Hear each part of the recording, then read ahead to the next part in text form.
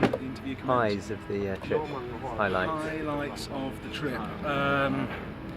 Riding highlights. Gotta be that crossing into Cameroon.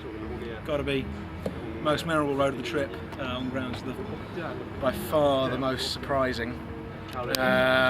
Also, finally reaching Terra in Niger. Yeah, that's a good run. That was another high point. The feeling then was pretty cool. Obviously, the feeling on reaching Cape Agulhas, actually as the sun was setting, that was pretty special. Best country? Best country, that's a very difficult, I think it would have to be a very close run thing for me between Angola and Cameroon. Enjoyed both those greatly.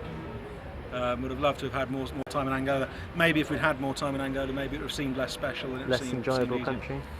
Least enjoyable country, probably Nigeria, just because, purely and simply because of the SSS. They just really wound me up. They are the Special Security Service, otherwise known as the people who have no idea what tourism is and who think you're a spy. Right. They were just so annoying. Their method of operations was just a mess. They were disorganised, rude, arrogant. I just had no time for them at all. And in terms of lows, if that's not too negative? In terms of lows of the trip, that's difficult. I guess there was probably a low point just before we stopped for lunch at the side of the sandy road, if you can call it a road, between I think that was between Seitenga and Terra. I think it was on day 2 of the sandy ordeal. I think that was pretty low. A couple of I was struggling. Linz was struggling. Everyone was getting tired. So even those who hadn't been struggling to begin with were definitely struggling by that point. We didn't have enough water. We didn't have any water. We didn't have any food apart from dried food, so that was no great use to us.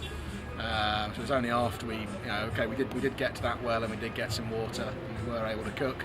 But that was pretty low. But then the lunch and a bit of water sorted us right out, so it was okay getting off that. And what would you say you have learned? What's the one thing that you've specifically learned about? I have learnt not to respect paperwork to quite the same extent. I've learned that Africans love rubber stamps. Even African bandits love rubber stamps. They just can't get enough of them. I've learned that you can do it on any bike.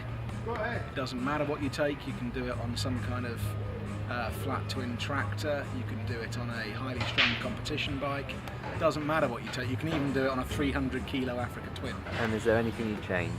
Is there anything I'd change? Apart from the various Chris's we've picked up along the way, not really. I think it's been awesome. You. I'm taking his beer back. Sorry I bought you a beer. Cheers, Chris.